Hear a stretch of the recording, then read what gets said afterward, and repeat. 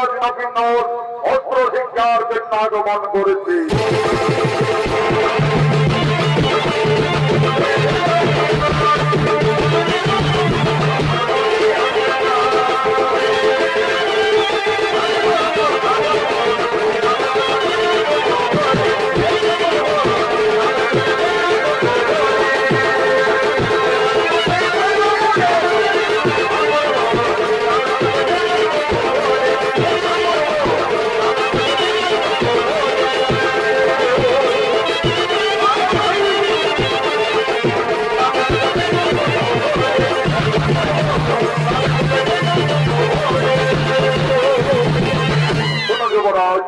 তোমার বিদা দান করে রাধেছে, তোমাকে অস্ত্র শিক্ষার জন্য জঙ্গলে নিয়ে আসা হয়েছে।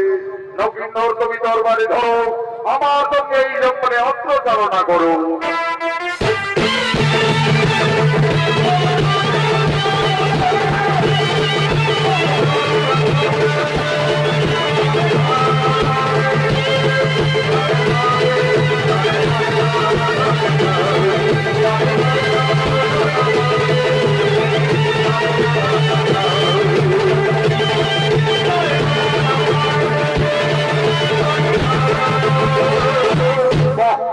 চমৎকার যুবরাজ নবীনর তুমি দরবারে চালনা করতে পারছো। এরপরে নবীনর তোমার হাতের দরবারে রেখে তুমি ওই ধনুর্বাণ ধরো। আর দেখো নবীনর এই জঙ্গলে রয়েছে বড় বৃক্ষে একটি ডালে কয়েকটি সারি সারি পক্ষী বসে আছে। তুমি তীর মেরে ঠিক মাঝের বাকিটি বিনাশ করো।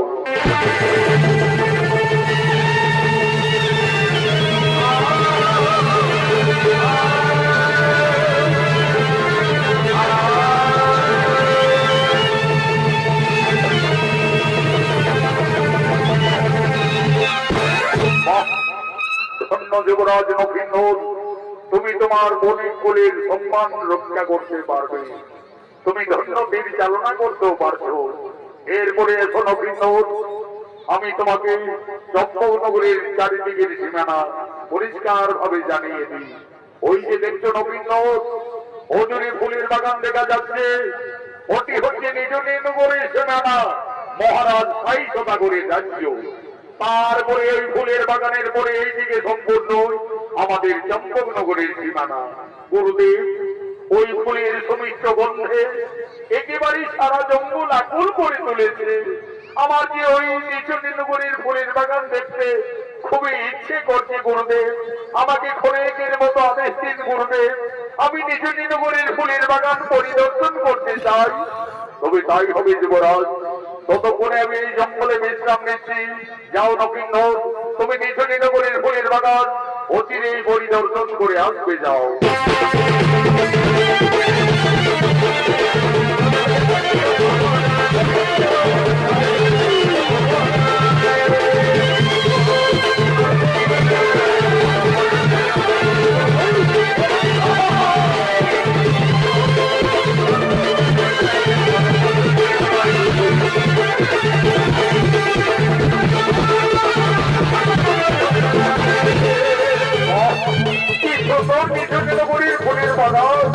চারিদিকে নানা রঙের ফুল ফুটে রয়েছে, কোন কোন শরীর হবার ভবনা মধুপান করে মাতাল হয়ে আর এক মন থেকে অন্য ভুলে গিয়ে বসছে।